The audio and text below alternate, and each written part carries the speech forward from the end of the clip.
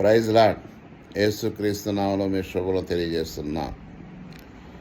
మనిషి నైజం ఎలా ఉంటుందంటే, మన అవసరమైనప్పుడు దేవుడు ఏదైనా చేయకపోతే దేవుడు నన్ను మర్చిపోయాడు అనుకుంటాం, దేవుడు నన్ను వదిలేసాడు అనుకుంటాం. దేవుడు మర్చిపోయే దేవుడు కాదు, వదిలేసే దేవుడు. మనమే దేవుణ్ణి వదిలేస్తున్నాం, మనమే దేవుణ్ణి నిర్లక్ష్యంగా ఉంటున్నాం. పరిశుద్ధ బైబిల్ గ్రంథంలో యెషయా గ్రంథం 66 అధ్యాయము 2 వచనం అంటాడు, ఎవడు దీనుడై నలిగిన హృదయం గలవాడై వణుకునో వాని మీద నేను దృష్టి ఉంచుతాను అంటాడు.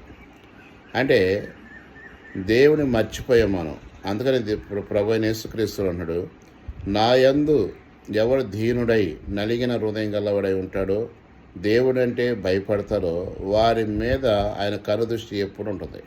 కనుక లోకంలో వాటి కొరకై ఎన్నిటికో భయపడతాం. పాము చూసినా భయపడతాం, పులిని చూసినా భయపడతాం, కుక్కను చూసినా భయపడతాం. కానీ సర్వసృష్టికర్త అయిన దేవుని యందు నువ్వు భయభక్తులు కలిగి ఉంటే ఆయన కనుదృష్టి నీ మీద ఉంటుంది.